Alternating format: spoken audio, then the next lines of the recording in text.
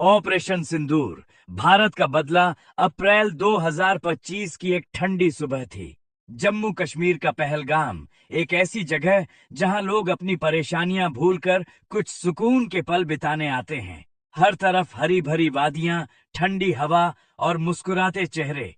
लेकिन उस दिन कुछ अलग होने वाला था। अचानक गोलियों की आवाज गूंज उठी।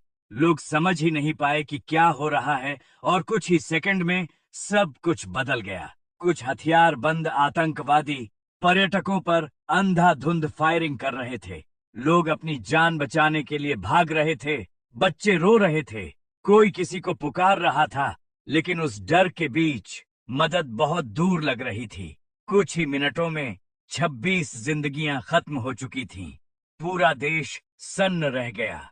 टीवी पर खबरें चलने लगीं। सोशल मीडिया पर गुस्सा फैलने लगा। हर किसी के दिल में एक ही बात थी, अब बस बहुत हो गया। दिल्ली में हलचल तेज हो गई।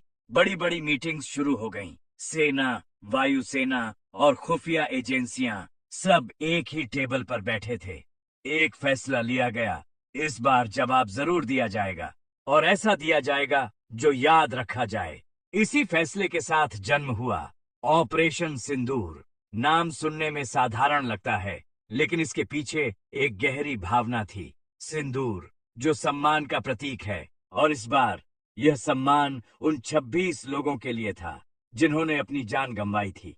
7 मई 2025 की रात आसमान पूरी तरह अंधेरा था और ज्यादातर लोग गहरी नींद में थे। लेकिन उसी समय भारतीय वायुसेना के लड़ाकू विमान अपने मिशन पर निकल चुके थे।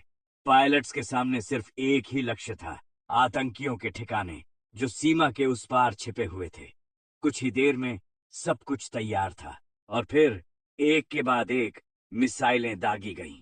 हर बार बिल्कुल सटीक था, न कोई जल्दबाजी, न कोई गलती। करीब 20 से 25 मिनट के अंदर कई बड़े आतंकी ठिकाने तबाह हो चुके थे। सबसे खास बात, इस पूरे ऑपरेशन में किसी भी आम नागरिक को नुकसान नहीं पहुंचाया गया।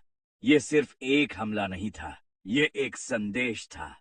जब सुबह हुई और यह खबर दुनिया के सामने आई तो हर कोई हैरान था। कुछ देशों ने भारत के इस कदम का समर्थन किया तो कुछ ने शांति बनाए रखने की सलाह दी। लेकिन पाकिस्तान ने इसे एक युद्ध जैसा कदम बताया और जवाब देने की धमकी दी। सीमा पर तनाव बढ़ गया। ड्रोन और मिसाइलों की हलचल तेज हो गई। अब यह साफ था कि हालात बदल चुके हैं। ऑपरेशन सिंदूर के बाद एक नई चीज सामने आई, ड्रोन युद्ध। अब लड़ाई सिर्फ सैनिकों के बीच नहीं रही, मशीनें भी इस जंग का हिस्सा बन चुकी थीं। भारत ने इस ऑपरेशन से दुनिया को दिखा दिया कि वह सिर्फ अपनी रक्षा ही नहीं करता, बल्कि जरूरत पड़ने पर